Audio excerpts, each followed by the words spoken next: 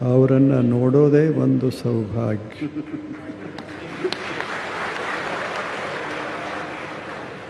ಅವರಿಲ್ಲಿ ಬರ್ತಾರೆ ಅಂದರೆ ನಿಮಗೆಷ್ಟು ಸಂತೋಷ ಆಗ್ಯದ.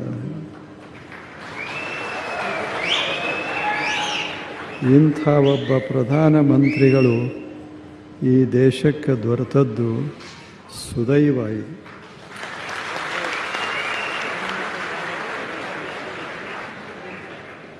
ದಿನದ ಎಲ್ಲ ತಾಸುಗಳನ್ನು ಜನಚಿಂತನೆಗಾಗಿ, ಜನಹಿತ ಚಿಂತನೆಗಾಗಿ, ದೇಶದ ಅಭಿವೃದ್ಧಿಗಾಗಿ ಅವರು ಮೀಸಲಾಗಿಟ್ಟಿದ್ದಾರೆ. ಅಂಥ ಬರೇ ಭಾರತ ಅಲ್ಲ, ಜಗತ್ತಿನ ಅನೇಕ ರಾಷ್ಟ್ರಗಳ ಜನ ಅವರನ್ನು ಪ್ರೀತಿಸ್ತಾರೆ. ಅದು ಬಹಳ ಮಹತ್ವ. ಇಷ್ಟೆಲ್ಲ ಕಾರ್ಯಕ್ರಮಗಳ ಮಧ್ಯದಲ್ಲಿಯೂ ಅವರ ಪ್ರಸನ್ನತೆ ಕಡಿಮೆಯಾಗೋದಿಲ್ಲ.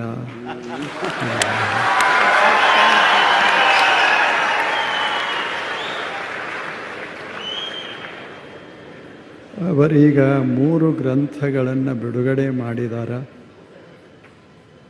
ಅವೆಲ್ಲ ಯೋಗದ ಗ್ರಂಥಗಳು. ಶಿವಸೂತ್ರ, ಪತಂಜಲ ಸೂತ್ರ, ಭಕ್ತಿ ಸೂತ್ರ. ಅವರಿಂದಲೇ ಯಾಕೆ ಆಯಿತು ಅಂದರೆ ಅವರು ಯೋಗಿಗಳಿರೋದರಿಂದ ಅವರಿಂದ.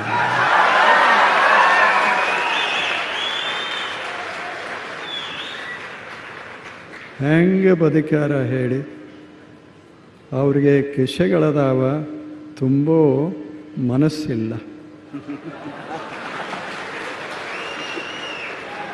ಜನರ ಹೃದಯಗಳಲ್ಲಿ ಅವರು ತಮ್ಮ ಮಾತುಗಳನ್ನು ಮೂಡಿಸ್ತಾರೆ, ಜನರ ಮನಸ್ಸನ್ನು ಅರಳಿಸ್ತಾರೆ.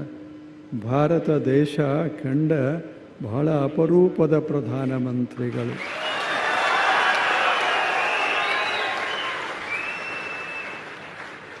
ಆ 3 ಗ್ರಂಥಗಳಲ್ಲಿರೋದು ಒಂದೇ ಒಂದು ಮಾತಿನಲ್ಲಿ ಹೇಳೋದಾದರೆ, ನಿಮ್ಮನ್ನು ಪ್ರೀತಿಸಿರಿ, ನಿಮ್ಮ ಜನರನ್ನು ಪ್ರೀತಿಸಿರಿ, ಜಗತ್ತನ್ನೆಲ್ಲ ಪ್ರೀತಿಸಿರಿ. ಇದು ಯೋಗ.